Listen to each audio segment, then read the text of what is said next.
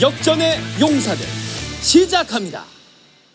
네, 여러분 안녕하세요. 대한민국 최고의 방송 스픽스에서 오늘은 더블 MC 체조를 한번 방송을 한번 시작을 해볼까 합니다. 역전의 용사들 시작하겠습니다. 네, 제 옆에 앉아 계신 분은 누구죠? 네, 민주당 경기도당 대변인 김지호입니다. 야, 2MC. 이제 여기서 계속 하시는 거예요? 아, 오늘 정말 역전의 용사들이 나와서 밀렸습니다. 밀렸어요? 약간 매불쇼 이미테이션 아닙니까? 매불쇼 이미테이션으로 다 매불쇼 나오시는 분이 네요, 저 빼고. 미치겠다 진짜.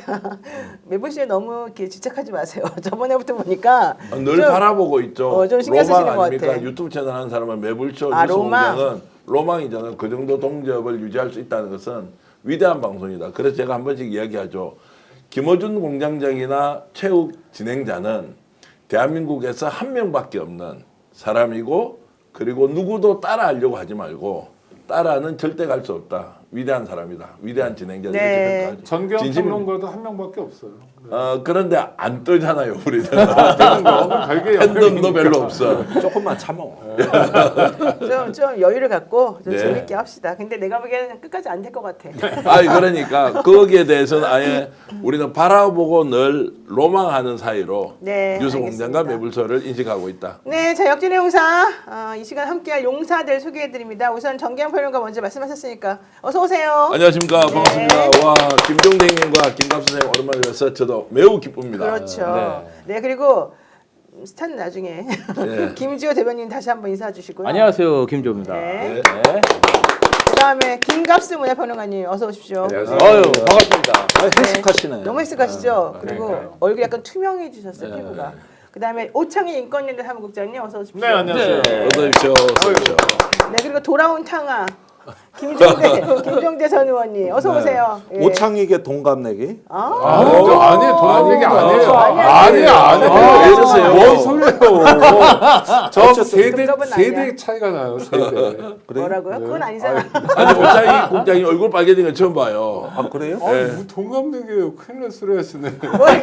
지금 왜 이렇게 불쾌해하는 거예요? 내가 보기엔 좋은 것 같은데. 아니에요. 근데 김종대 의원 긴장하는 이유는 그럼 내가 나이가 많아 적어 뭐 이게 구분이 잘 안 되는 것 같아요. 어쨌든 왜 근데 그런 얘기 갑자기 왜 하신 거예요? 얼마 전에 저 MBC 시선 집중하는 김종배하고 네. 우리 같이 셋이 어디 저 충청도 산골을 다녀왔어요. 제주도요? 바람이나 쐬자. 오. 그럴 때 나는 셋이 평평한 운동장이라고 생각했는데 지금 얘기 들어보니 아닌 것 같은데. 그렇죠. 김종배 선생님은 같은- 같은 동갑이고 저기 좀 어리죠. 네. 네. 어쨌든 어디 갔다 오신 겁니까? 백운면에 갔다 왔습니다. 백운면? 저 박달재. 아까 세 분이 그때 백운면에 갔다 왔다. 예. 그거 말고 그 동안에 왜 안 나오셨어요? 아니, 저도 가끔은 쉬어야지. 사실은 그 12월에 계엄하던 날 첫 번에 이틀 밤을 샜어요. 네, 그랬죠. 그런데 몸이 무너지는데 정신이 또렷해지고 또 잠이 안 오대. 희한한 경험을 했어요. 그리고 이제 연말에 독감이 걸리고 하니까 조금 제가 이렇게 나약한 인간입니다. 제가 그때 조금 안 되겠다. 좀 쉼표를 찍자. 아무래도 네, 연세가 그래서 있으시니까. 뭐 연재라고 할 건 아니고. 그 틀린 말은 아니지만 듣기가 거시기하네. 저는 김종대 의원님하고 방송하는 거 많았는데 지금 김종대 의원님이 너무 튕기는 바람에 요즘 우리가 같이 케미를 못 보여주고 있어요.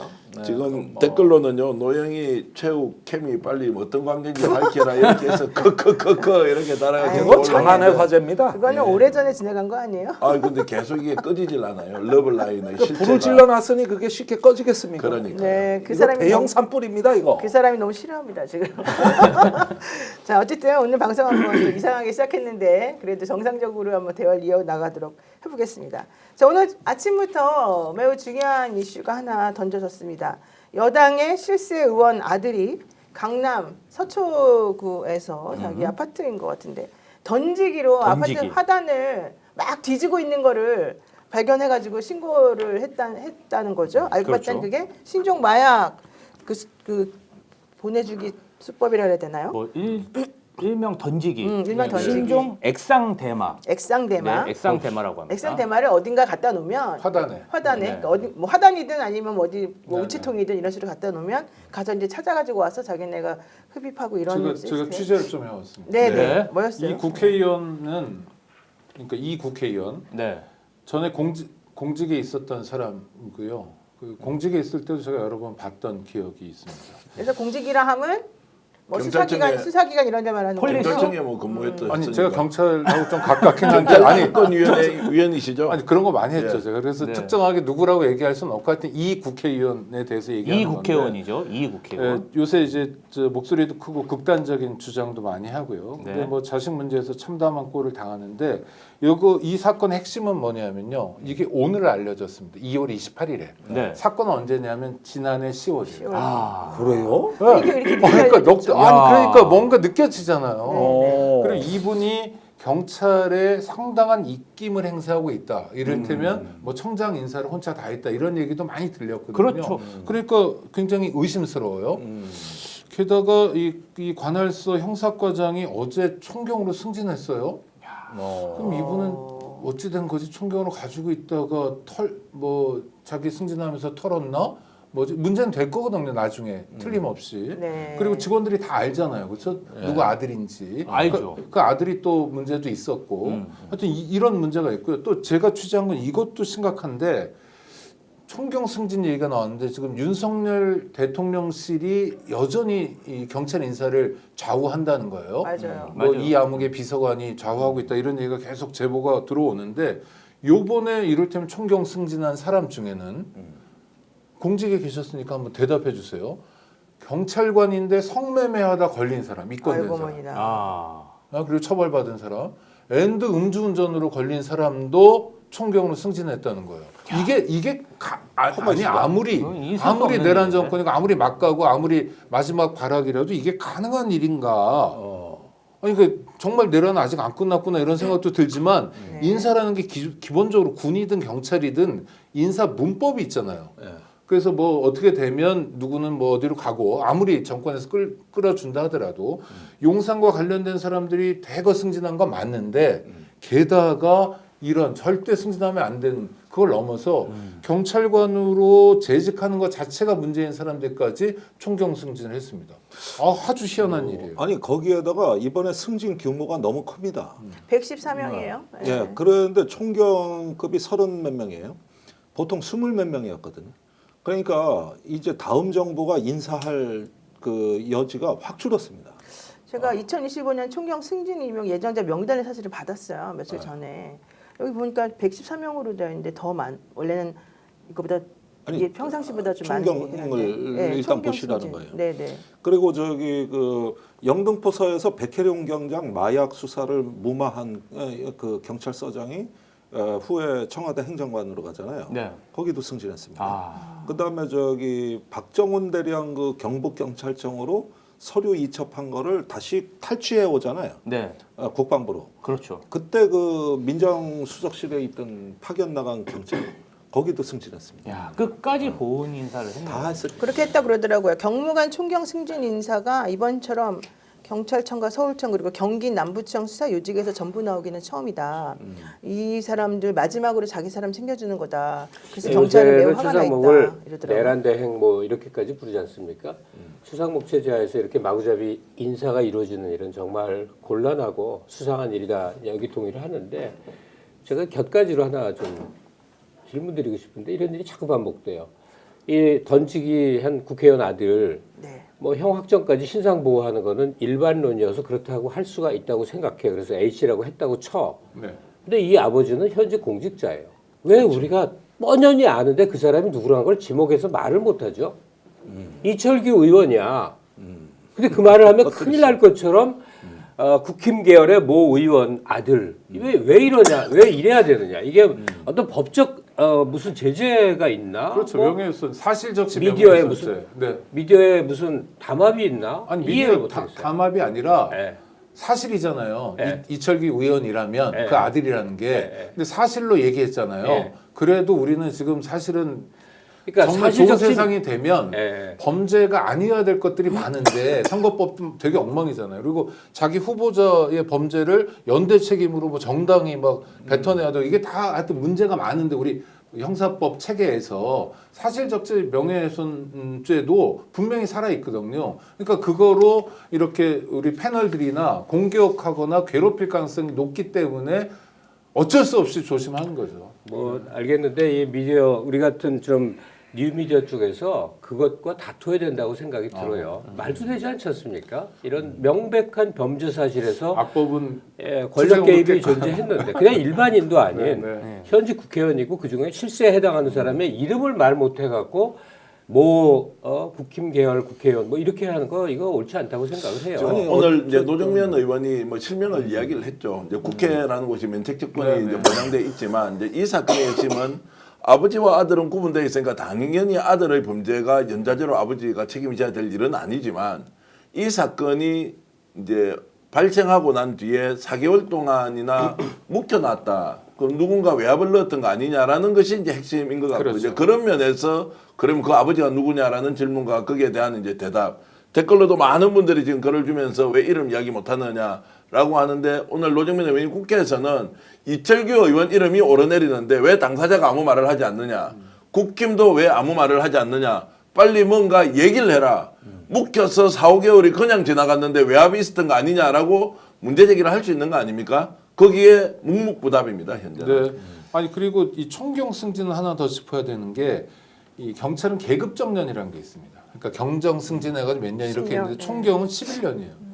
그러니까 윤석열 정권에서 총경을 시켜줬잖아요. 이 사람들은 못 자르죠. 직업 공무원으로서 앞으로 11년 동안 11년 이전에 정년한 사람들이 많겠지만 안정적으로 자리를 보장받는 거예요. 정말 몹쓸 짓을 하고 나가는 겁니다. 이번에 가장 윤석열 많이 정권이. 됐다니까 그게. 아니 그리고 펭귄님이 전라도 출신은 한 명도 없다는데요. 이렇게 그것도 말씀하셨는데 그럼요. 그러면 안 되잖아요. 아니 그러니까 안 되죠. 그러면 안 되잖아요. 그렇게 하면 안 그러면 되죠. 안 되잖아요. 예. 아이고 참. 조금 그다음에 왜 이럴까요? 또 예. 몇 가지 네. 네. 필요해서 얘기를 하는데 혹시 주위에 자녀가 대학생이거나 그 근처 나인 사람들 있어요? 예. 마약에 대한 얘기 못 들어봤어요? 저는 못 들어봤는데. 너무 쉽대요. 네. 저는 제 아이한테 들은 건데 제 아이가 마약을 뭐 그럴 리가 없고 야 아빠 이래 이 정도래. 그게 뭐냐면 이 필로폰 한 회 투약 금액이 지금 5만 원이랍니다. 그렇게 싸요? 그러니까 말이 안 되는 거야. 5만 원이면 헷가닥 한 놈이 얼마든지 접근 가능한 거예요. 5만 원 얼마든지 구할 수 있거든. 그러면 백혜룡을 한번 떠올려 보자고요. 마약이 마구 드나드는데 백혜룡이라는 전혀 마약과 관계없는 경찰이 어떻게 하다 한 번 잡았더니 74kg가 나왔어. 몇백만 명이 투약할 수 있는 거야. 이게 계속 들어왔을 텐데 언젠가 한 번 잡힌 거예요. 요때 한 번만 들어왔냐고. 그러니까. 전후로 후로 계속 들어왔다는 얘기 아니에요. 세관을 뻔히 통과해서 이게 모든 정부에서 언제나 상시적으로 벌어진 일이었겠느냐 말이에요. 있을 수도 없는 일인데 지난 마약과의 전쟁을 선포한 이 정권 하에서 무지막지하게 벌어졌던 일들이 아니겠는가. 그러니까 내란 극복에 여러 다양한 것들, 권력관계가 제일 큰 거겠죠. 바로 이런 식으로 뭘 해먹었고 누가 해먹었고 이 돈이 어디로 갔고 어디까지 마약이 퍼져 있는지를 종합적으로 해결해야 될 문제처럼 되게 보여요. 중요한데 마약 수사를 지금 많이 합니다. 그래서 마약 때문에 검거되는 사람들이 꽤 늘었어요. 걱정스럽다 하지만 여기에 숨겨져 있는 비밀이 있는데 뭐냐면 마약은 제조가 있잖아요. 근데 유통이 있잖아요. 그리고 단순 복용이 있거든요. 네. 뭐 한 번 했든 두 번 했든 복용 이 세 가지 그룹의 범죄자들이 있는데 제조나 판매했던 사람이 검경과 협조하는 경우는 굉장히 많습니다. 명단만 불러는 거예요. 예? 그러면은 형사처벌 안 하고 이권에서 빼주고 뭐 봐주는 거예요. 그러니까 실제로는 그러니까 범죄 경중이 있잖아요.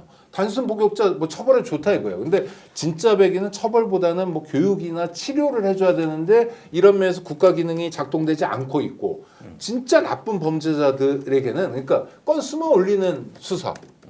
겉으로 보기에 우리 검찰이 꽤 많은 일을 하고 있어요라고 보여주기 좋은 수사만 반복하고 있는 거죠. 그나마 국회의원 아들은 숨겨주면서. 어쨌든 근데 중요한 거는 저는 좀 이태원 참사 때 돌아가신 분들 유류품까지 전부 걷어서 마약 검사를 한 게 대한민국 검경인데 아니 왜 국민의힘 소속 국회의원 아들이 이런 일이 일어났으면 국민의힘에서는 입장을 오늘 내야 되는 게 아닌가요? 근데 왜 꿀먹은 벙어리처럼 이러고 있죠? 사실은 이런 유튜브에서 어떤 누구의 아들이다 얘기를 못하는 이유는 거의 100% 고소 고발을 합니다. 그러면 나중에 무죄로 밝혀지지만 그 패널들이 한 6, 7개월은 계속 법정에 끌려다니는 골치 아프죠. 그런 고초를 당하다 보니까 이름을 쉽사리 못하는 그런 경우도 있습니다. 어쨌든 그 면책 특권이 있는 노정면 의원은 말을 했다. 네. 우리는 그래서 그분을 그러니까 수정하고 한결 있다. 부담은 줄었죠. 네. 그리고 더 중요한 거는 그 아들 같은 경우에 이름이 또 국회의원하고 똑같더라고요. 우리가 알고 있는. 근데 오늘 서울의 소리에서는 아예 실명을 전부 다 공개를 해버렸더라고요. 아, 그래요? 그럴 수도 서울의 있어요? 소리에서는 보도를 했는데 실명 공개를 했고 이 사람이 어떤 뭐 정치적 이력이 있다 없다 뭐 이런 거 있고요. 뭐 인수위 과정에서도 워낙 많은 일이 있어서 사실 뭐 고소 고발을 워낙 많이 해가지고 제가 아는 분들만 하더라도 매일 뭐 가다시피 하면서 이철규 의원한테 지금 그 실제로 말 못하는 정치적 진짜 고문을 당하고 있는데 막 부들부들 떨고 있는데도 이게 뭐 법을 워낙 잘 이용하는 사람이어서 남의 얘기 할 거 없어요. 여기 봐. 내 이정권에서만 이번 4번째 고소야. 4번째 고발당. 어떡해요, 참. 여기 또 힘들어서. 지금 얼마 전에.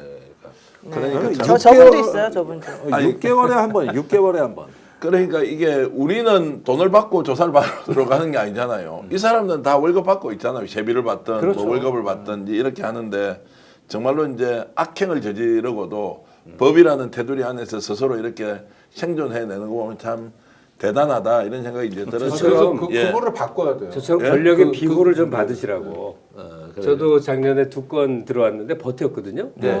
근데 나중에 내사 종결, 뭐 무혐의 이거 날아왔어. 그 고소를 당했는데, 당했는데 명예훼손으로 버티니까 버티니까 돼요? 자동으로 그냥 버티면 구속될 수 있는데 그런 건도 있고 아닌 건도 있고요. 아니 그러니까 이런 분은 그런 문제 살려주나 자체를 보다. 범죄가 예. 아닌 것으로 해야 되는데 맞아요. 이런 이철규든 누구든 윤석열이든 김건희든 이런 사람들이 악용하지 못하도록 네. 그게 예를 들어서 보호해야 될 법익이 따로 있는데 그게 아니라 유력 인사들만 보호하는 거예요. 지금 이게 그러니까 뭐 변호사를 마음대로 쓸 수 있는 사람, 자원이 많은 사람, 뭘 해도 세비 꼬박꼬박 나오는 사람들만을 지켜주기 위한 법제라면 이거는 바꿔야 된다는 거죠. 저 이런 질문을 좀 드리고 싶은데 국제 마약 밀매단이 관세청을 통해서 여기 5천억어치 유통했다 이제 이런 게 있었지 않습니까? 이걸 저는 양평 게이트만큼 중요한 문제로 우리가 한번 다뤄봐야 한다. 아까 유통자, 제조자, 유통자, 맞습니다. 판매, 최종 복용자지 않습니까? 여기에 만약 권력이 개입해 있었다. 우리가 뭐 블랙펄인지 화이트 펄인지 뭐 이런저런 이야기해서 중간에 누가 나섰다는 게 있지 않습니까? 정말로 이 건도 경찰이 오늘 이렇게 터뜨린 것이 저는 우연의 일치다 아니다 잘 모르겠어요. 내부의 균열이 생겨서 이게 나오는 거 아니에요? 4개월 묵혔던 게 왜 4개월 만에 왜 갑자기 나오는 나옵니까? 거예요? 그러니까 제가 아까 말씀드린 포인트는 어제 총경 인사가 있었고 담당 과장이 어제 승진했어요. 그런데 이것이 폭로가 되었다? 그러니까 이제 그러면 다른 사람이지. 자기는 승진한 사람이 자기는 풀려난 거죠. 이게. 그러니까요. 내부 균열이 생겼으니 백혜련 경정과 관련된 문제도 분명히 알고 있는 사람이 있을 것이다. 누가 어떻게 봐주라고 지시를 했고 그러면 이것이 공익 제보가 되든 아니면 진실 규명이 되든 빨리 경찰이 수사해서 이 사건의 근원이 어디였는지 그리고 국내에서 봐줬던 사람이 누군지 이 정말로 수백만 명분의 75kg의 이 마약을 누가 들고 가서 유통을 시켜서 어떻게 했는지를 전모를 밝힐 수 있는 기회가 왔으니까 오늘 폭로한 사람 있지 않습니까? 분명히 저는 있다고 보거든요. 빨리 수사하도록 조치해야 한다. 아니 근데 경찰이. 잠깐만. 일단 국민의힘 경찰 당연히 그건 맞는 말이고 예. 국민의힘이랑 윤석열 대통령이랑 한동훈 전 법무부 장관은 계속 주장했던 게 마약과의 전쟁 뭐 이러면서 이번에 그랬죠. 뿌리 뽑겠다 네. 그랬잖아요. 그랬죠. 근데 지금 자기네 당의 아들이 지금 벌써 몇 번째예요. 이런 종류의 마약과 관련된 얘기 나온 게 그 이전에 있는 국회의원들부터 시작하면 몇 명 되지 않아요? 네, 예. 이건 솔직히 상식적으로 말이 안 되는 거 아니면 그럼 여기 대해서 사과하고 진짜 미안하다 이런 얘기를 해야 되는 게 다 오늘 바로 정계 입장을 은퇴해야 돼요. 냈었어야죠. 정계 은퇴. 그렇죠. 정계 은퇴하고. 백희룡 씨가 한 말을 주위에서 들어보자고요. 그분의 인터뷰 같은 데서 보면 세관원의 안내를 받아서 멀쩡히 들어왔다면 이 관세청의 문제야. 관세청의 문제죠. 예, 근데 이 정도 문제가 관세청장 수준에서 쓱싹쓱싹 해먹을 수 있는 일이겠냐고. 그래서 그 양반이 한 게 용산 쪽에 계속 신경 쓰고 있다고 그랬어. 용산이면 대통령실이야. 대통령 부인이 뭐 형제 관계가 뭐 말레이시아에 가서 뭐 어쩐다고 그랬어. 그러니까 이게 만화책 같은 상상이나 의혹일지는 모르나 적어도 국내 최고 권력이 비호하지 않는 한 이 정도 대범한 마약 유통이 가능했겠냐 하는 여기서부터 출발을 해야 돼요. 그러니까 이 정권이 아직 존속하고 있는 셈인데 그런 한 도저히 풀 수 없는 문제이나 다음 정권이 들었을 때 우선적으로 풀어야 할 과제 중에 중대 과제를 이걸 삼아야 되겠다 하는 거죠. 자, 어쨌든 과거 대마 흡입 혐의의 처벌 전과가 있는 사람입니다. 이 A 씨는 이 아들은 근데 지난해 10월에 이른바 던지기수법으로 서초구 한 건물 화단에 묻힌 액상 대마를 지인 2명과 함께 찾으려다 미수에 그쳤는데 사실 그 전에 경찰이 미리 가서 찾았답니다. 그거를. 그래서 그 친구가 못 찾았다고 하는데 어쨌든 그때 아마 좀 미친 듯이 찾았나 봐요. 미친 듯이 팠나 봐요. 화단을. 그래가지고 시민이 신고할 정도였다고 하는데 이게 이제 오늘 갑자기 이렇게 이슈가 된 거 참 신기하다. 결과적으로 이 정권은 혹은 뭐 힘 있는 사람들이 이런 식으로 빠져나가고 자기네들이 다 뭐지 누르는구나. 이제 이걸 우리가 알 수 있었다는 얘기고요. 자, 또 두 번째 주제 한번 보겠습니다. 오늘 정교한 대표가 제목을 이렇게 잡았네요. 명태균에게 놀아나는 대한민국. 예. 네, 왜 그렇게 잡으신 거예요? 아니 뭐 명태균이 파일 가지고 있는 거를 한두 사람이 아니고 여러 사람한테 뿌렸다. 나도 그거 명태균이 김건희와 연결해 달라고 제안을 했는데 나는 도저히 못하겠더라. 뭐 이 얘기를 직접 듣고는 그러면 조선일보가 가지고 있던 것, 주진우 기자가 폭로했던 이것을 도대체 몇 명한테 줬다는 것이냐. 김건희와 연결하기 위해서 여러 조사를 사전에 했고 그걸 들고 있다가 지금 이제 드러났는데 알고 보니까 명태균은 막 뿌리듯이 뿌려가지고 결국 김건희와 정말로 열렬하게 김건희와 접촉하기 위해서 노력을 했다라는 이제 흔적을 발견해서 그 제보자도 본인이 이렇게 한 거 이야기해도 좋다. 이 뒷배경을 봐라. 그리고 나한테 명태균이 직접 연락 왔더라. 지금도 김 여사 만나고 있느냐. 있으면 내가 줄 테니까 좀 접촉을 해달라고 일종의 협상을 요청했다라는 내용을 제가 들었습니다. 그러니까 조선일보 그 기자에게 USB를 주면서 뭐 대통령 부부에게 좀 전달해달라고 했던 거 말고 또 이 좀 친한 사람으로 알려졌던 이분에게도 연락해가지고 조선일보에 파일 넘기기 전에 내게 직접 전화 와서 이건 이제 명태균 씨가 했다는 말이죠. 김건희 여사에게 총선 개입 녹음 파일을 전달해달라고 부탁했다. 나는 개입할 의사도 없다고 말했는데 그러니까 명태균이 김건희 여사와 그럼 주진우 기자가 얼마나 친한지 내게 직접 물었다. 그 얘기는 그러면 당신이 안 해주면 내가 주진우 기자한테 물어보겠어. 주진우 기자한테 부탁하겠어. 뭐 이런 뜻으로도 좀 들리기도 하는데. 그리고 이제 주진우 기자와 김건희 여사의 관계가 어느 정도 친밀한지를 확인을 하면서 주 기자가 찾아와서 본인에게 네. 여러 차례 내가 잘 알고 있다라고 하고 이 파일을 달라고 했는데 실제로 주 기자가 그 정도로 친분이 있느냐 없느냐 김건희와 이런 것들을 직접 물어서 내가 알기로는 충분히 친분이 있다라고 해서 주 기자가 김건희와 접촉할 수 있을 것이라고까지 조언은 했다. 그 뒤에 어떻게 됐는지는 모른다. 그분이 그 지인이 예. 명태균 씨에게 조언을 해줬다는 거죠. 예. 주진우 씨 아까 그거 다시 한번 좀 보여주세요. 대선 전까지 아크로비스타에 자주 드나들면서 주진우 기자 얘기하는 겁니다. 엄청 가깝게 지냈다고 내가 확인을 해줬는데 네. 내가 알기로는 2024년 10월 당시에 명태균이 녹음 파일을 5-6개 만들어 놓고 김건희 여사와 협상하기 위해서 여러 사람에게 제안한 것으로 보인다. 예. 이런 얘기를 지금 정확히 했다는 실제로 거죠. 그 당시에 이 저하고 이제 통화했던 요 제보자는 명태균과 뭐 수십 차례 통화를 했고요. 그리고 김영선과 관련된 내용도 잘 알고 있고 다만 이게 배우의 그러니까 배경을 좀 제대로 알아야 지금 이 사안의 본질을 아는데 명태균은 여러 사람과 접촉해서 김건희에게 본인이 갖고 있는 파일을 전달하려고 했다. 근데 김건희에게 전달됐는지 안 됐는지는 본인은 중간에서 받지 않았기 때문에 나는 모른다. 그리고 대선 전까지는 친밀하게 접촉했다는 것은 그 대선 이전이라는 시점이 대통령 선거 기간인지 아니면 그 훨씬 더 이전인지 주 기자가 김건희와는 상당한 친분을 가지고 있었다. 아크로비스타 자주 드나들었다라는 것까지 본인이 이제 얘기를 해줬다는 겁니다. 이 제보자는 사실은 그 전에는 이 대통령 부부랑 매우 친한 사람으로 알려졌었는데 이제 시간이 지나면서 점점 실망을 많이 느꼈고 그 다음에는 아예 관계를 거의 끊다시피 했다. 그런데 사람들이 계속해서 자기하고 대통령 부부가 친한 줄 알고 자꾸 물어봐서 매우 힘들었다. 이런 얘기를 저한테 개인적으로 사실은 하기도 했었습니다. 저도 하나 더 보태드리면 이제 원래 대통령 부부와 가깝게 지냈는데 어느 시점에 대통령 부부가 연락을 하지 않고 명태균도 연락을 하지 않더래요. 그래서 명태균이 어느 날 통화를 하면서 하던 얘기가 대통령 부부가 윤석열 김건희가 더 이상 당신과는 접촉하지 말라고 요청을 해서 명태균이가 연락을 하지 않았다라고 하면서 이제 뭐 윤석열 김건희가 이제 지금 이야기하는 이분과 관계를 사실상 절연하도록 종용을 누구에게 했다? 명태균에게 했다. 그래서 자기는 멀어졌다라는 것이고 지금 나왔던 오늘 그 국회의원이나 그리고 지금 행안부 장관 있지 않습니까? 그리고 김용현 이런 사람에 대해서는 직접 만나서 이 사람 절대 임명하면 되지 않는다라고 수차례 얘기했는데 거기에서 거절당하면서 자신은 사실은 좋은 자에서 완전히 밀려나 버렸다. 뭐 이런 이야기까지 했어요. 어떤 사람입니까 그 사람이?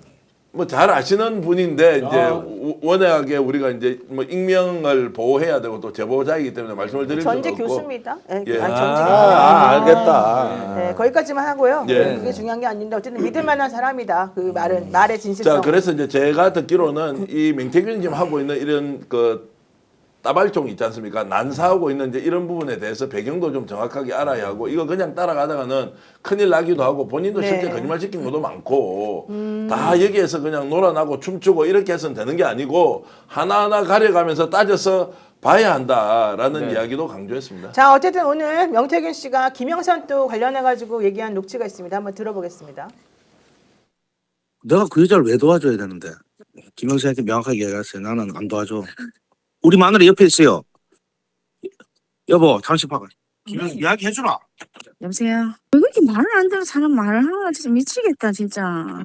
나하고 지금 그 맨날 거짓말해요. 그 중앙에 있는 애들 써야 되는데 걔들 말 듣는 애 있나?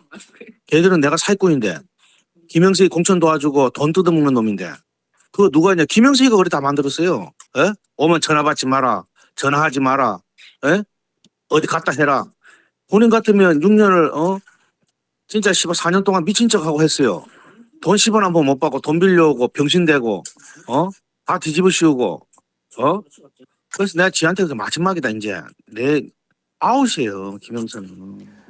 자, 전 대표님, 저게 무슨 말입니까? 자, 앞말하고 뒷말이 조금 다른데. 2024년 1월 달입니다. 작년 초에 김영선이가 다시 공천을 받으려고 작업을 하지 않습니까? 그 과정에서 명태균이 김영선으로부터 지금 받아야 될 예를 들어 지금까지 빌려준 돈. 돈이든 아니면 무엇이든 하나도 지키지를 않은 상황에서 공천을 계속 해달라고 해서 김건희에게 연락을 해서 이런저런 작업을 하고 부탁을 하고 막 하지 않습니까? 그 시점에 실제로 김영선에 대해서 매우 불만을 많이 가지고 아무것도 해주지 않는다. 나는 지금 뭐 경제적으로 생활도 안 될 정도로 어려운데 도와주지도 않는다라고 하면서 이것을 본인의 부인에게도 직접 미치겠네. 왜 김영선 도와주지 않는 거야? 거짓말 시키느냐? 김영선이 직접 집에 찾아와서 부인 앞에서 꿇어앉아서 빌었다는 거예요. 그 정도로 잘못한 것이 많다라고 이제 했는데 이 사건이 터져버렸잖아요. 네. 작년 9월 5일 날 뉴스토마토 보도를 시작하고 그때부터는 갑자기 김영선과 명태균이 한 묶음이 되어서 공익제보자 강혜경, 김태열을 사기 횡령범으로 계속 몰면서 공격을 하는데 그 근거가 뭐냐? 김영선이 주장하는 내용. 사실 나는 법적으로 문제가 없는데 강혜경이가 다 돈 해먹었다. 뭐 몇억 원을 착복했다. 뭐 이제 이렇게 하는 쪽으로 돌아서 버렸는데 자, 저 내용이 왜 그러면 오늘 공개가 되느냐? 앞뒤 맞지 않는 이야기로 끊임없이 공익제보자를 공격하고 그리고 김영선과 지금 명태균은 한패가 되어서 하는데 사실은 둘은 엄청나게 관계가 멀어져서 금전적으로든 정치적으로든 사실상 결별 상태였다라는 것을 이제 보여주는 대목이라고 보면 됩니다. 지금 이제 자신의 죄를 김영선하고 명태균 씨가 강혜경 씨에게 뒤집어 씌워야 본인의 죄가 강경받으니까 그렇게 동조를 해서 공격하는 것 같고요. 작년 10월 같은 경우 사실은 명태균 씨가 내가 가지고 있는 황금폼 USB 마창대교에 버렸다. 산소에 파묻었다. 이런 때였거든요. 근데 그런 때 그 녹취록을 USB로 만들어서 뿌리고 다닌 거 아닙니까? 그러면 그 뿌린 목적이라는 게 김건희 씨를 압박해서 사법적 이득을 얻으려고 딜을 시도한 거 아니겠습니까? 저는 그렇게 보고요. 그래서 민태균의 말이 일관성이 있다라고 볼 수도 있고 우리는 진실을 향해서 끝까지 추적을 했지만 최근 들어서 강희경 국장과 김태일 소장에 대한 맞다도의 수준이 너무 이제 심해지고 이것은 이제 받아들이기 어려울 정도로 하는데 갑자기 이제 전국의 중심에 딱 민태균이 올라선 거예요. 그러면서 본인이 하는 모든 이야기에 민주당도 계속 찾아가서 만나죠. 이쪽에도 관심을 가지죠. 검찰도 흔들흔들 하는 것 같은데 그 사이에 실제로는 공익제보자 두 사람을 짓밟고 있는 거죠. 이 사람이. 그러면 실제 그러면은 민태균의 말이 다 진실이냐 아니냐라는 것을 따지기 위해서 여러 이제 내용들이 담겨 있는 거를 그럼 시시비비를 가려보자라고 하는 것이 이제 김태열 소장이나 강희경 국장의 지금은 심정이다. 좋습니다. 자, 지금 IBH님께서 전기현 대표 걱정 마세요. 3년 후에는 뉴스공장과 매불쇼에 버금가는 방송이 될 겁니다. 스픽스. 지금 이 대목에서 그 말씀을 하시는 왜냐면 하도 이제 취재를 막 해갖고 오시고 딴 데서 안 말하는 얘기를 해주니까 네. 이제 그 얘기를 하신 거고요. 감사합니다. 스픽스 매력이 있습니다. 네, 더 중요한 얘기 하겠습니다. 네. 노정면 의원이 명태균 추가 녹취를 공개했습니다. 이 명태균 씨가 민주당을 날릴 한 방이 있다. 170명 다 죽었어. 이 얘기했다는 지금 얘기잖아요. 이게 2022년 3월 13일에 녹음된 내용이라는데 한번 들어보겠습니다. 4.15 총선도 그 질선거가 아닌데 그 윤석열 총장이 민주당 어떻게 만들 것 같아요? 윤 총장은 윤 당선인은 민주당에서 나왔던 그런 정당성이나 어떤 자기의 어떤 그런 합리화가 필요해요. 그래서 저 패수상 윤 총장은 그런 방법 안 써요. 한 방에 민주당 날리는 방법이 있지. 민주당 한 방에 그 172명 계속 한 6개월 동안 딴지 걸고 별짓 다 해버리잖아. 172명 한 방에 날릴 수 있어. 걔들을 한 방에 식물, 2년이 아니라 한 방에 식물인가 만들어버리지.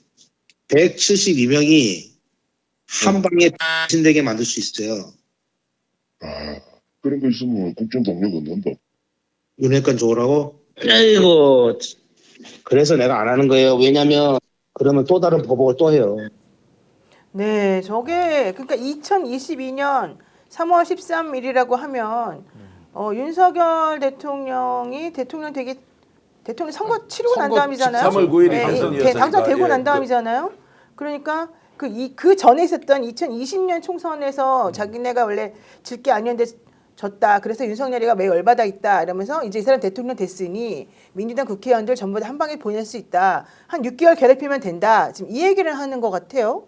와, 이거 너무 무서운 얘기 아닙니까? 무서워요? 네. 우리가 이제 명태균 사용법을 이제 가질 법도 됐어요. 한두 달도 아니고. 사용법. 그 명태균이 어떤 사람이냐. 늘 자기는 억울하고 늘 정의롭고 근데 늘 당하기만 한 이걸 아주 드라마틱하게 늘 표출하면서 쭉 와요. 근데 언제나 해먹었잖아. 지방의원들한테. 그러니까 배상훈 프로파일러가 말하는 게 있어요. 그 진짜 사기꾼들이 명태균 같은 표정과 억양을 합니다. 늘 부당한 일에 당한 억울한 사람이냐 핏대를 올리는데 그래서 누군가를 지목해서 막 하는데 그러면 명태균의 행동의 종합적인 행동 패턴은 뭐냐? 항상 설계에 의해서 움직인다. 언제나. 지금 뭔가 하는 것도 설계예요. 그러나 이제 민주당이나 진보진영에서 볼 때 일정 정도의 사실관계 폭로의 활용성은 있는데 한 몇 달 전만 하더라도 명태균이 자의에 의해서 마음을 고쳐먹고 제대로 역할을 해주기 바란 바도 있었어요. 근데 그 이후의 과정 다 보세요. 그의 목적은 단 하나 자기 살고자 하는 거여서 얼마든지 사실관계를 조작할 수 있는 사람이라는 게 입증이 되고 있잖아요. 그래서 난 민주당한테 요구하고 싶어요. 그래 명태균이 말하고 싶으면 하라고 그래라. 다만 민주당과 협업할 필요는 없다. 민주당이 할 수 있는 유일한 역할은 명태균 게이트 이거를 특검을 통해서 수사를 통해서 밝혀나가는 거다. 근데 명태균도 자기 필요가 있다면 더 많은 사실을 폭로를 하고 사실관계를 밝혀서 살라고 해야 되는 거지. 민주당이 뒤에서 뭐 배려하고 뭐 덮어주고 뭐 이럴 이유는 추호도 없고 시점도 지금 보면 명태균과 뭔가 긴밀하게 관계를 가지면 가질수록 더 많은 나쁜 문제가 생길 것 같아요. 전적으로 동의하는 게 지금 어떤 국회의원 아들 마약이 터졌잖아요. 탄핵 인용이 되면 어떻겠습니까? 이제 공무원들이 막 뭐 얘기할 거 아니에요. 그러면은 명태균을 통한 불법 행위만 있었냐는 거예요. 윤석열 부부가. 그렇게 믿는 사람은 어리석은 사람 아니면 바보일 거 아닙니까? 온갖 뭐 협작 그다음에 국가를 가지고 자기들 이익 챙긴 것들이 막 나올 거 아니에요. 진짜 양평 라인을 어떻게 왜 바꿨는지 누구를 통해서 바꿨는지 그때 그 김건희의 이야기를 들으면서 정말 궁지에 몰렸던 공무원들이 녹음했던 것들이 쭉 나올 거예요. 다시 이야기하면 명태균의 시간이 이제 끝나가는 겁니다. 예. 근데 이 사람이 계속 딜만 해요. 예? 아니 그러니까 저는 몇 번 그랬는데 네 말은 못 믿어. 너의 증거 믿으니까 국민들 앞에서 정확히 말씀을 드려라. 그게 유일하게 살 길이다. 근데 사기꾼이어서인지 뭔지 모르겠지만 전혀 그런 길을 선택하지 않고 있는 거예요. 지금까지도 계속 농간만 있는 거예요. 근데 농간으로 통하냐는 거예요. 안 통하잖아요. 자기가 누구보다 잘 알고 있잖아요. 그래서 명태균 게이트는 어떤 면에서 이제 끝난 거고 새로운 상황이 시작되는 거다라고 김 선생님 말씀에 이어서 말씀드립니다. 네, 다양한 제가 이제 유튜브님, 지금, 예. 다양한 유튜브님하고 나라는 두더지님께서 슈퍼챗 보내주셨고요. 어휴, 특히 감사합니다. 오창희 평론가 방송 들으러 왔다고 하시는 분들 아, 있습니다. 예. 네, 어쨌든 감사합니다. 네, 제가 말씀하세요. 이제 지금까지는 공익 제보자에 대한 공격이 별로 없었어요. 그리고 심지어는 강혜경 그리고 신용환 교수 같은 경우에는 차라리 우리 공익 제보 취소하고 명태균이 공익 제보를 하라고 할 만큼 공간을 열어줬는데 공격을 하는 수준과 내용이 너무 더티한 거예요. 지금은. 그리고 어떻게 해서 공익 제보자의 위치에 있는 사람한테 사생활과 관련된 부분이 정말로 누구도 모르는 내용이 드러나고 이것을 공개적으로 올리고 하는 부분에 대해서 아 이것은 금도를 넘어섰다. 뭐 공적 제보도 중요하고 거기서 진실도 중요하지만 공익 제보의 위치에 있는 사람을 공격하면서 본인이 마치 정당한 것처럼 하면 그러면 당신이 어느 정도 거짓말을 시켰는지도 공익 제보를 하든 하지 않든 드러내놓고 국민들 앞에 판단을 받자. 제가 이 말씀 하나 드릴게요.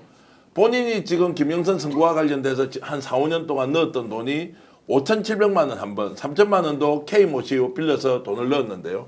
이 돈은 2024년 아까 그 방송 나왔을 때 있지 않습니까? 고점에서 다 돌려받았어요. 현금으로. 실제로 명태균 개인 돈이 빌려온 돈이든 본인 돈이든 김영선 쪽으로 흘러간 돈이 없어요. 그리고 세비를 반띵했거든요. 그럼 이 세비 반띵이 빌려준 돈을 돌려받는 것이냐 아니면 공천의 대가로 뇌물을 주는 것이냐 뭐 뇌물이든 어쨌든 이렇게 보답하는 것이냐 이게 논란이 이제 되고 있는데 이것도 이제 지금 좀 지나면 수사 기록과 내용이 다 있단 말이에요. 밝혀야 한다. 아니면 밝히자 그러면 정말로 권력자들과 어떻게 거래를 했는지는 별도로 하더라도 이 부분 좀 밝혀야 한다. 명태균 씨는 지금 현재 그 뭡니까 보통 이렇게 조사를 하면 이제 피의자로서 그 조사 내용 상대가 어떤 진술을 했는지 다 봐야 되지 않습니까? 이걸 읽지 않는다고 제가 들었어요. 검찰도 수사를 할 때 너무너무 괴롭고 힘든 거예요. 명태균은 질문에 답변을 하는 것이 아니라 질문에 정치적 발언을 해요. 미치고 환장한다는 거예요. 조사 시간도 길고요. 조사하는 방식. 그러면 사실을 가지고 법리 다툼을 해야 되는데 그게 없어. 이러니까 명태균은 끊임없이 정치적 주장을 하면 자기는 벗어날 수 있다고 확신하는지 모르지만 이미 말씀하셨듯이 자신의 시간이 점점 사라지고 있다라는 것을 꼭 명심해야 한다. 진위 논쟁이라면 진짜 증거를 가지고 진위 논쟁을 하자라는 말씀까지. 그럼 아까 말했던 이분이 이렇게 말한 이 내용은 뭐예요? 민주당 한 방에 그 172명 계속 6개월 동안 딴지 걸고 별짓 다 해버리잖아. 한 방에 날릴 수 있어. 식물 인가 만들어 버리지 이렇게 말했잖아요. 윤석열 스타일을 대통령 보여주는 거죠. 당선자가 네. 마음대로 할 수 그러니까 있다는 대통령 말 당선자가- 같지도 않은 얘기를 한 거죠. 검찰권을 이용해서 다 죽여버린다 이 검찰권을 얘기죠. 이용해서 이재명 대표에게 했듯이 전체 의원에게 다 그런 짓을 할 거다. 아니 그 소소한 하고도 것도 남는다. 좀 얘기해 봅시다. 아니 명태균 씨가 입버릇처럼 말한 게 있어요. 우리 저 가족 생계 수단 좀 마련해 달라. 민주당하고도 협상할 때 돈벌이 좀 해달라. 이 얘기 묻지도 않는데 돈 하나도 없으니까 가족 먹여 살리게 해달라는 얘기를 왜 지속적으로 할까? 돈 없다는 걸 왜 강조할까? 돈 있다는 얘기야. 아, 돈 없단 말 하면 돈 있다는 얘기예요? 아니 크게 어디다가 그동안 받은 묻어놨다고? 돈의 총합을 보세요. 엄청나. 근데 자기는 항상 가난한 걸 강조를 해. 네. 징역을 살든 뭐하든 언젠가 이 사람이 일정 시간 동안은 힘들겠지만 언젠가는 세상에 나와서 가족들하고 살겠죠. 또는 뭐 이 일을 계속할지 그건 모르지. 그런데 이 사람의 말은 항상 뒤집어 생각해야겠구나. 자기가 가난하다는 걸 저토록 이유 없이 강조하는 이유가 뭘까? 어딘가에 난 돈 꽁쳐놨다고 생각해. 이건 뭐 100% 추정이지만. 그래서 이 사람의 말과 행동의 행동 패턴을 그렇게 보게 됐어요. 아니 그런데 여기서 지금 우리가 조금 어떤 일면을 강조하는 것 같은데 오세훈, 홍준표가 저기 그 명태균을 제2의 김대엽이다, 사기꾼이다, 다 뻥이고 거짓말이다 이렇게 몰고 가고 있지 않습니까? 그런데 민주당에서 지금 저기 뭐냐 이 명태균의 이제 인간성의 민낯을 봤다 이렇게 해서 폄하해 놓으면은 사실은 저 국민의힘에서 어떻게 보면은 지금 계속 쫄아 있는데 특히 그 저 정치 자금에 관해서 굉장히 그 뭐가 나오면은 대선 판이 바뀌거든요. 이래가지고 지금 명태균을 완전히 이제 민주당 사람이다, 제2의 김대엽이다 이렇게 몰아붙이고 있는 거거든요. 그러면 그렇지. 그게 이제 요즘 들어와서 요 며칠 사이에 강화된 거 아닙니까? 그러면은 제가 보기엔 명태균의 인간성과 명태균의 정보력은 구분해서 봐야 되는 거 아니냐. 사실은 이런 부분은 인간적인 인격적인 거는 그건 우리가 이렇게 평가할 수가 있어요. 그러나 실제로 윤석열 부부를 상대한 사람이에요. 그리고 거기에 남아있는 증거와 정보와 기억은 남아있는 건데 이건 좀 나눠서 봐야 될 거 아니냐 이게. 아니 근데 김종대 의원, 내가 그대 이 식견에 너무 동감을 합니다만 네. 명태균에 의해서 오세훈이나 홍준표가 과연 죽을 것 같다고 생각해요? 스크래치는 좀 나겠지. 그리고 민주당 대 국힘의 대선이 그 스크래치 때문에 좌우될 것 같다고 생각이 드냐고. 김대엽 때랑은 상황이 너무 다르지 않아요? 그러니까 김대엽하고는 저도 뭐 그렇게 예, 시키지는 않아요. 정정당당하게 정면 승부를 해야지. 명태균 가령 오세훈이 후보가 됐는데 명태균이가 뭐 스크래치 내는 이런 정보 저런 정보 냈다 해서 그거에 기대해서 선거판을 어떻게 해보려는 생각 자체가 좀 안 맞는 것 같고요. 저는 장성철이라는 평론가에 대해서 별로 신뢰하지는 않지만 그가 요즘 욕 먹어가면서 계속하는 말이 있어. 만약에 명태균이가 오세훈, 홍준표에 큰 문제가 있다면 이미 내놨을 시점이다. 근데 왜 변증만 계속 올리고 있느냐. 자기 몸값 높이느라고 연막 피우는 거 아니냐 하는 거예요. 거리가 있으면 지금보다는 훨씬 진전된 뭐 증거를 내놔야 되지 않냐. 있다. 어? 식당 이름 정도 얘기하면서. 그 정도는 사실일 것 같아. 이걸로 근데 대세 뒤엎을 수 없으니까 그냥 연기 피우면서 계속 명태균은 자기 생존을 이런 방식으로 하는 게 아니냐 하는 생각까지 전 들어요.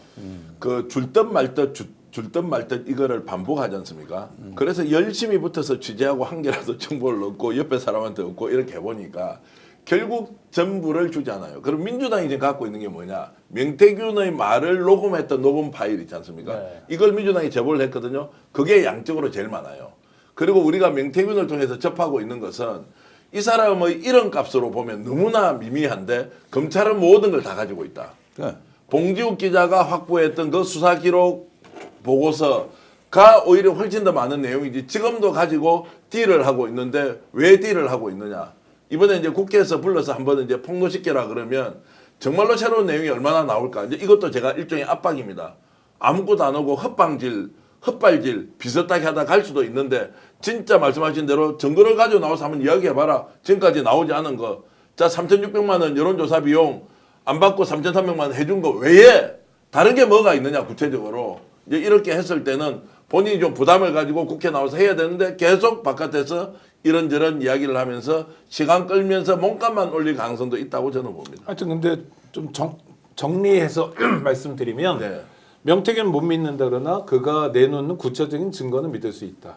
명태균의 시간은 거의 다 끝나가는데 지금이라도 자기가 기댈 때가 무슨 특정 정당이 아니라 정말 국민이다. 국민 앞에 마지막 기회니 가지고 있는 걸 다 내놔라. 그리고 심판받아라. 그러면 다른 삶이나 뭐 이런 도모가 가능한데 지금처럼 뭐 이랬다 저랬다 뭐 하는 방식으로는 당신이 얻을 수 있는 게 아무것도 없고 그 명태균 씨 부인도 이 방송 즐겨 보니까 좀 전해주세요. 정말 마지막입니다. 우리가 이렇게 이런 식으로 이야기하는 것 요만큼의 애정이라도 담아서 이야기하는 것 또 명태균 씨 다리 치료 문제에 대해서 관심 가지면서 이야기하는 거 정말 마지막인데 여태까지처럼 하면 안 됩니다. 큰일 납니다. 저는 오늘 노정면 의원이 공개한 그 명태균 씨 녹취 관련해서 민주당을 날릴 한방 요것에 대해서 좀 더 수사가 필요하다고 생각합니다. 이때가 22년 3월 13일이면 명태균 씨하고 윤석열, 김건희 내가 아주 유착되었을 때입니다. 아주 관계가 좋을 때죠. 명태균하고 아주 긴밀한 의사결정을 했어요. 그때인데 이 명태균 씨가 뭐 민주당 172명 식물인간 만들어 버리지. 실제로 윤석열 내란수계가 대통령이 된 이후에 야당에 대한 그냥 당사 압수수색부터 시작해가지고 뭐 돈봉투 수사, 뭐 체포동의안 뭐 이것부터 시작해갖고 2년 반 동안 엄청난 수사를 했거든요. 그러면 이 검찰권을 이용해서 민주당을 아주 그냥 조자리를 내버리자 이러한 의논을 했을 가능성이 크고 그러면 명태균 씨와도 의논을 했을 가능성이 크다. 그래서 요거 관련해서는 한번 수사할 필요가 있지 않나 그런 의미는 있어 보여요. 아니 그러니까 지금 이거 순서를 좀 잡아야 되는 게 자, 이 돈과 관련된 거는 이제 지저분한 내막은 알겠어요. 그리고 그거는 상당 부분 수사가 된 겁니다. 저 정치자금 수사만 한 거 아닙니까? 창원지검에서. 근데 그 정치자금 수사는 공천 개입에서 나온 겁니다. 공천 개입의 결과물로 돈 거래가 있었던 거란 말이에요. 그러면은 몸통은 공천 개입인데 이건 수사를 안 해요. 이건 빠진 겁니다. 그리고 중앙지검으로 다 넘겼어요. 그리고 검찰의 조사 보고서에도 그 검사 8명이 서명한 것은 김건희에 대한 수사 필요성을 거기에 적시를 한 겁니다. 그러면 자 보자고. 한쪽에 정치 자금으로는 지금까지 얘기하신 흐름이 다 맞지만은 공천 개입은 어떻습니까? 이거는 제가 보기에 명태균 씨가 큰 손이 맞아요. 그리고 여기서부터가 문제가 시작된 출발점이란 말이에요. 그런데 이건 아무것도 수사가 된 게 없어. 거기에서 앞으로 등장할 정치인들은 분명히 있는데 이게 어떤 역할을 할지 예단이 되냐 이거예요. 어떻게 하느냐 이거죠. 그리고 우선 당사자들이 거짓말을 너무 많이 했어요.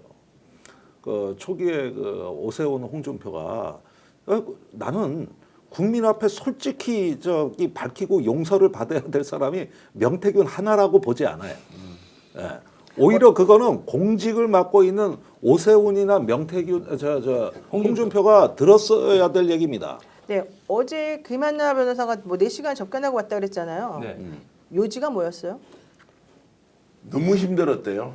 3시간까지는 정신을 고추 세우고 이렇게 들었는데 3시간 넘어가니까 죽겠더라. 근데 4시간 반 동안 이제 들었는데 새로운 내용은 없다. 공익 제보할 의사가 있다. 뭐 이런 정도였고요. 너무 힘들어서 이제 다시 갈지 말지를 고민을 해야 되는데 본인이 사인이 아니고 민주당에 소속되어 있는 공익 제보 그 위원회에 지금 대변인이니까 공적으로 결정하는데 너무 힘들었다 뭐 이런 이야기는 하고요. 근데 민주당이 또 명태균 공익제보자 만들어서 의존하는 듯이 나가는 거 정말 반대고요. 사실은 명태균이 나쁜 게 아니라 명태균을 활용한 그 주위 정치인들 아니겠어요? 그 협잡한 거. 근데 그 시기 죄질이 가장 나쁘다고 만약에 꼽아야 된다면 저는 단연코 이준석이라고 생각을 해요. 왜냐하면 딴 사람들은 이제 이용하는 고객의 관계에서 활용한 건데 이준석은 동업자의 관계처럼 당대표 되는 과정 이후에 너무나 말이 안 되는 일이 벌어졌어. 당대표가 저 지방에 있는 어떤 묘한 사람하고 만사를 의논해 가면서 누구 밀고 땡기고 하는 걸 했네. 이거는 진짜 공당에서 있을 수 없는 일이어서. 제가 김갑 선생님께 질문 하나 드릴게요. 잠깐만요. 예. 지금 댓글에 이런 게 나왔어요. 조 관찰자님께서 명태균이 방금 페북에 전기현 대표 형사 고소장 올렸어요. 민사소송도 1억 원 청구한답니다. 예, 그래 뭐 올려서 뭐 근데 CCTV를 가리는 것은 뭐 예. 당연히 이제 가리면 되는 일이고 아, 제가 잠깐만. 그거는 우리 제작진이 어떻게 페이스북을 찾아가지고 네? 올려주시면 고소장 올리면 이제 잘 언제 되네. 올린 겁니까? 지금 올랐다고 한 얘기인데 지금 제가 찾아보니까 없는데? 자, 아니 뭐 올린다고 했으니까 그거는 뭐 올리면 되고 하여튼 저 CCTV 는 김갑 선생님 말씀 맞아서 예. 한마디만 하면 네. 명태균 브로커예요. 그렇죠? 그것도 죄질 나쁜 범죄자죠. 근데 김 의원님도 말씀하신 것처럼 명태균보다 더 나쁜 사람들은 명태균이란 범죄적 존재를 활용해서 자기 정치적 야욕을 채운 사람들. 예, 예. 그게 뭐 오세훈이든 홍준표든 이준석이든 이 뿌리를 뽑아야 되는 게 저에게 주어진 숙제라고 보고요. 그런 의미에서 우리 정치를 정상화시켜야 된다. 네. 하려면 어떻게 됩니까? 특검법 통과시켜가지고 해야죠. 조금 전에 제 고소장이 있다는 거는 지금 김예지 PD한테 올려가지고 한번 띄어서 한번 이제 보기로 네, 여기 하고 보니까 이렇게 돼 있네요. 스펙스 전기현 대표를 상대로 2025년 3월 2일 예. 형사 고소를 진행하고 민사소송을 통해 1억 원의 손해배상을 청구할 예정이다. 구독 좋아요를 외치면서 돈벌이에 미쳐 끝없는 가짜뉴스 허위 보도로 명태균을 악마화시켜서 한 가정을 파탄시킨 전개와는 자유민주주의 대한민국에서 척결해야 될 사회 악이다. 이렇게. 야, 이제 제가 이제 유명해졌습니다. 아니 잠깐만 예. 이 방송과 관계돼 있는 일인가요? 몇 그렇죠. 시에? 우리 방송에서 했다고 지금 한 말을 계속 이제 모니터링 한 다음에 1시간 전. 1시간 아니 전에 그러니까 올렸어요. 3월 2일 날 오늘 오늘 이렇게 3월 2일은 써놓고, 아니고 3월 써놓고 2일 이제 내일 모레 이제 고소를 한다니까 그런 거 있죠. 잘 됐습니다. 그래도 피고소인 정계환으로 일요일 날 어떻게 됐으니까 고소를 하죠? 뭐 인터넷 제주가 얘기를 있어요. 아니 뭐 이제 그렇게 하는데 그러니까 준비해 놓은 거죠, 저거. 준비해 놓고 뭐 이것은 예고가 됐으니까 뭐 당연히 저희들이 이제 법적 대응을 하면 되는데 제가 이제 지금 김갑 선생님께 좀 이제 여쭤보고 지금 이제 민주당이 따라가면 되지 않는다라는 말에 이제 동의를 하면서 끊임없이 민주당 쪽 인사들을 좀 접견을 와달라 변호사들 요청을 했을 때 이거조차도 민주당은 그러면은 하지 않아야 하느냐? 아니에요. 개별 민주당 의원 중에 이 사람 만나야겠다고 자기 판단하면 가서 만나고 그러니까 이게 하나로 딱딱 정리되지는 않아요. 근데 거민주당 차원에서 명태균 씨와 거래하지 않았으면 좋겠다는 거고, 아니 뭐 개별 의원이나 보좌관이나 뭐 기자나 다 뭐 여러 가지로 접촉할 보도 가치가 있고 활용 가치가 있는 사람이 건 맞죠. 왜냐하면 명태균 씨로서는 현재 절박할 거 아닙니까? 어떻게든 나와서 살고 싶은 건데 그거는 서로 좋은 일이 될 수 있는 이 여지가 얼마든지 있죠. 그의 폭로하는 내용에 의해서. 예.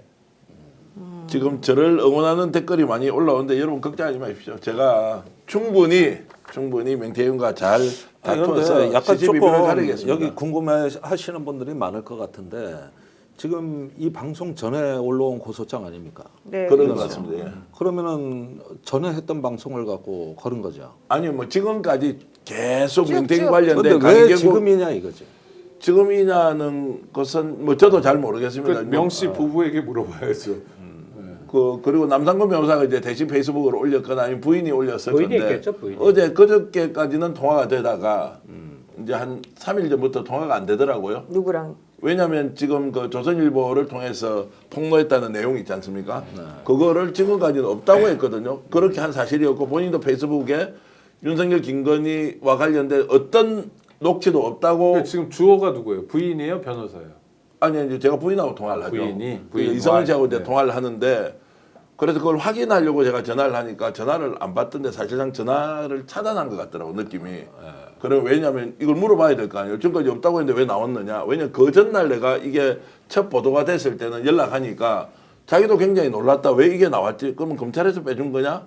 뭐 누구냐? 뭐 이제 이렇게 해서 명태균 쪽에서 나가지 않은 걸로 알았는데 한 이틀 정도 지나고 나니까 명 쪽에서 나간 게 맞고 그리고 그것이 주진우 기자에게 조선일보에서 흘러간 게 아니고 주 기자에게 줬고 오늘 제가 이제 제보자 한 분을 만나서 이분도 자기가 제안을 받았다는 거예요. 김건희와 이제 연결할 수 있는 것. 이제 이런 것들을 좀 물어보려고 했는데 전화가 안 돼서 그냥 그대로 이제 있는 것이죠. 거기다가 그러니까, 원색적으로 지금 뭐 강혜경 씨나 김태일 소장을 또 공격을 그러니까 하고 그거를 있어서 파헤치는 거를 포착하고 예. 어떤 고소로 대응하는 거냐. 근데 뭔가 뭐 고소의 실익이 뭐가 강혜경 있죠. 씨가 여기 방송 인터뷰 나와가지고 예.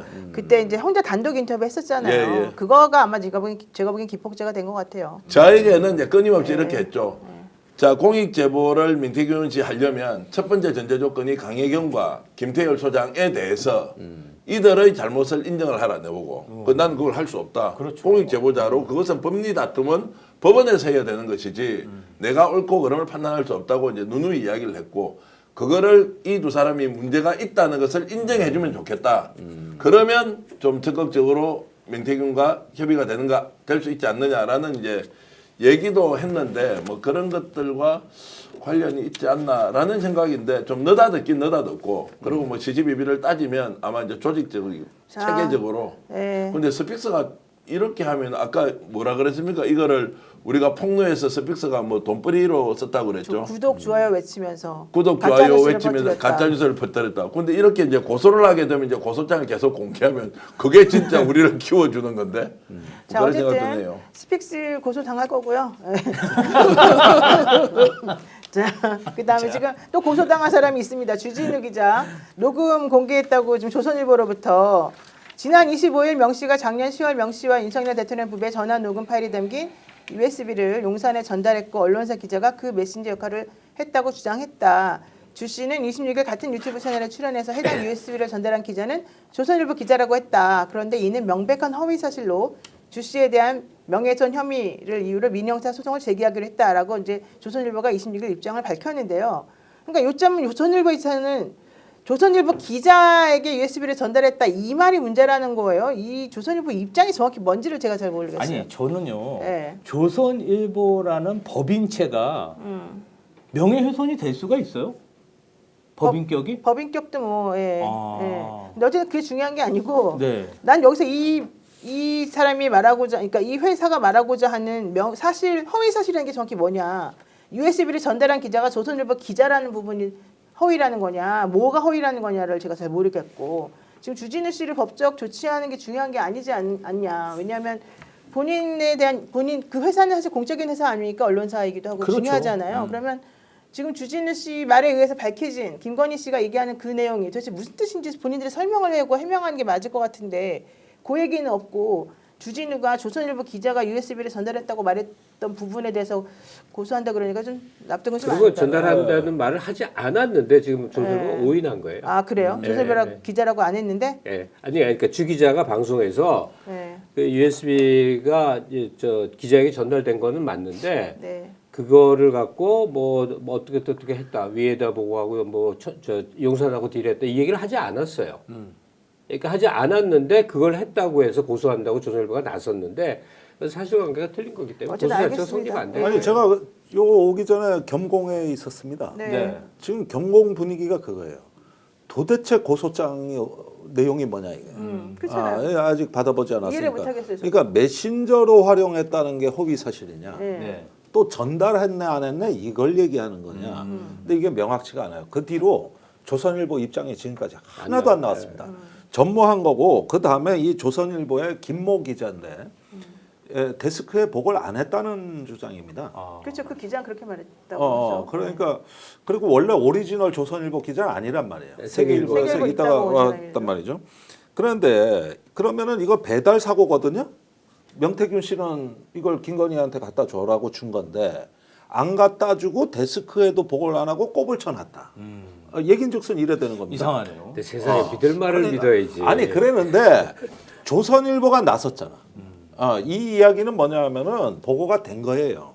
믿을 말을 보고가 믿어야지. 된 건데 이걸 갖다가 이제 조선일보 내에서 지금 수습하기가 매우 어려운 상황으로 간 거고 그 다음에 왜 조선일보가 그러면 얌전하게 보도를 안 하고 여태까지 꼽을 쳐놓고 있었을까? 그러니까 이게 그게- 이 문제의 핵심 질문이 된다고 봅니다. 그렇죠. 이 질문이에요. 이제 여기에 대해서 조선일보가 답할 차례가 됐죠.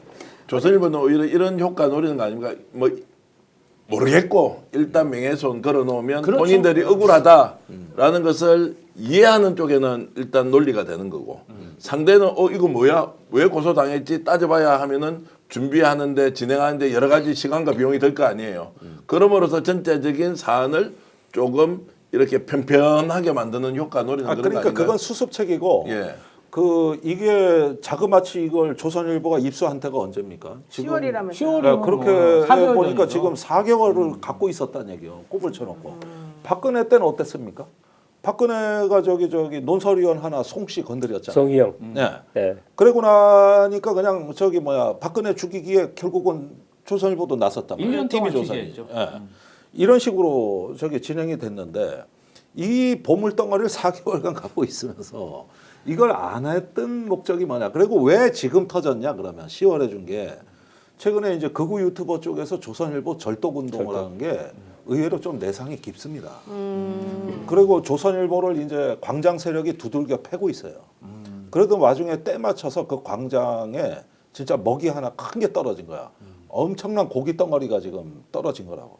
그러지 않아도 조선일보 꼴보기 싫어갖고 옛날에 한동훈 키워줬는데 조선일보가 거기에다가 이렇게 해가지고 지들이 뭐 꼽을 치고 어쩌고 이랬다 이거지. 이것도 하나 추가되는 겁니다. 따지고 보면은 이게 굉장히 기묘하다는 거죠. 나는 명태균 그 USB가 조선일보 기자한테 간 다음에 상황에 대해서 그냥 그 매불쇼 등등에서 추론한 게 사실에 가까울 거라고 생각해요. 이제 확증은 없는데 이게 뭐냐면 그동안 오랜 세월 조선일보가 해온 행태가 있단 말이에요. 그러니까 대통령실이라는 최종 권력과 항상 딜을 하고 자기가 권력을 만들려고 했던 게 조선일보잖아요. 그러니까 임기 단축하고 한동훈으로 정리해갖고 새판 짭시다라는 푸시를 했을 것이다. 거기에 대해서 김건희가 경도한 상황 아니겠는가. 그렇죠. 이렇게 단순화시켜 보는 게 가장 사실에 근접하지 않겠어요. 네. 자, 또 이런 뉴스도 나왔습니다. 홍준표 씨의 양아들로 불렸던 최모 씨. 아니 잠깐만. 시간이 없죠. 네, 다 됐어요, 시간이. 그렇구나. 아니 말씀하시면 안 됩니까? 주진우 얘기하고 싶어서 그래요. 아 예, 한 말 좀 하시죠. 듣고 싶어요. 예. 그 제가 주진우 라이브라는 KBS 제가 그 프로를 거의 10년 가까이 출연을 했었어요. 예. 색소배로. 근데 주진우가 어느 시기부터 김건희, 윤석열이랑 한패다. 정말 매일 욕이 욕이 바가지로 쏟아졌고 거의 그 스파이 취급으로 정말 주진우. 근데 주진우가 한 마디도 안 했어요. 한 마디도.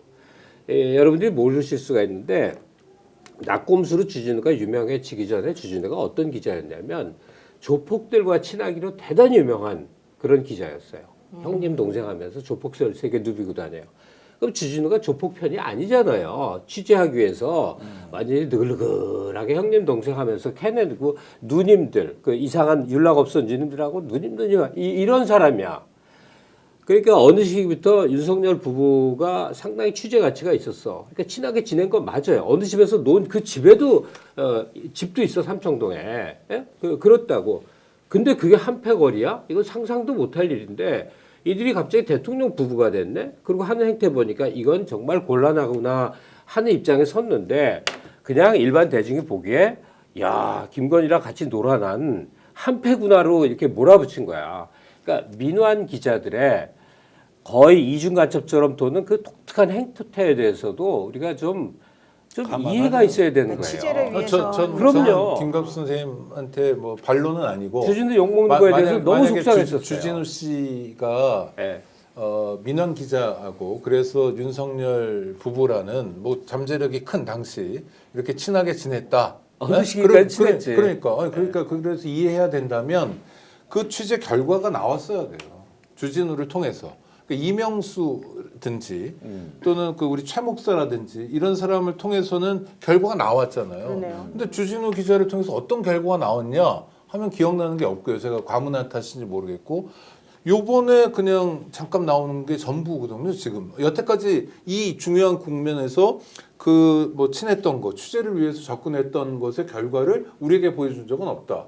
그러면 물음표를 달아야 되는 거 아니냐. 아니, 오늘 반론은 아닙니다. 마침 여기 오기 직전에 주진우 기자를 만났어요. 아, 그래요? 네, 그래서 직접 물어봤습니다. 그랬는데 몇 마디 대답을 했는데 제가 조금 들으면서 아직은 뭔가 진행 중인 것 같다. 취재 중이라고 하긴 했어요. 이래가지고 내가 그 파일의 형식 오늘 조선일보 폐간이라든가 이런 좀 물어봤는데 오늘은 대답을 잘 안 했습니다. 그랬는데 일단은 뭐 본인도 다 밝힐 수 없고 모르는다는 그 얘기인데 일단은 이 문제에 대해서는 제가 알기로는 좀 후속 보도가 예상이 됩니다.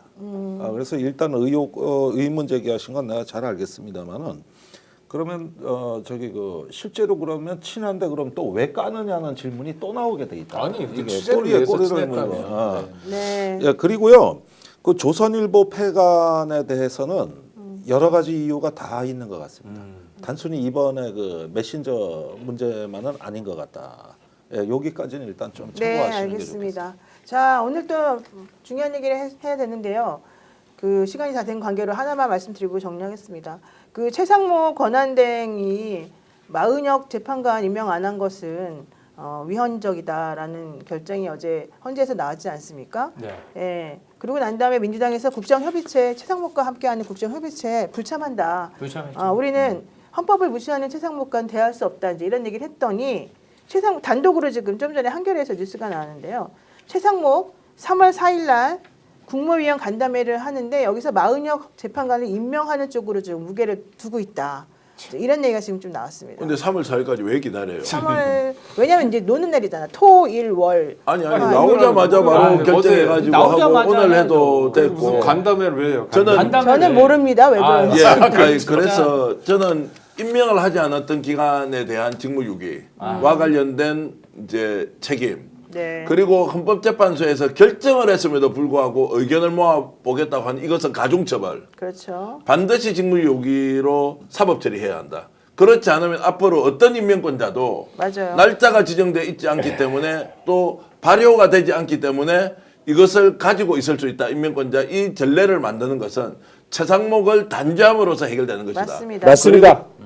그리고 오늘 민주당이 이야기했듯이 법과 원칙을 세운다. 우리가 헌법의 가치를 지킨다고 하면 지금 당장이라도 저는 탄핵을 시켜버려야 한다고 생각을 하고요. 네. 그게 국민적 판단에 의해서 민주당이 표를 100표, 1000표, 10,000표 잃는다 하더라도 나는 그렇게 해야 한다. 네. 정부 관계자는 한겨레와 취재한 인터뷰하면서 최 권한대행이 3월 4일 오전에 마 후보자 임명과 관련한 국무위원 간담회를 개최한다. 물론 헌재 재판관 임명이 국무위원 간담회하고 연결되는 건 아니지만은 국무위원들의 의견도 들어보겠다라는 취지로 했다는 얘기고요. 여권에서는 이 최 권한대행이 국무위원 간담회를 거쳐서 조만간 마 후보자의 임명 수순을 밟을 것이라는데 무게를 두고 있다고 합니다. 특히 이 사람이 하는 말은 헌재가 지난 27일 국회가 선출한 마 후보자를 최근한 등이 임명하지 않은 것은 국회에 대한 권한 침해라는 결정을 내린 만큼 내부적으로는 임명이 불가피하다고 판단한 것으로 얘기가 되고 있습니다.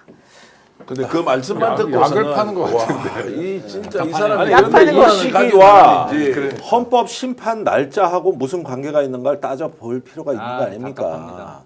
그러니까 최대한 늦춰서 그 임명을 하겠다는 뜻은 심판 날짜에 영향을 주겠다는 심판 날짜를 일주일에도 좀 그런 부분에서 미루고 싶다.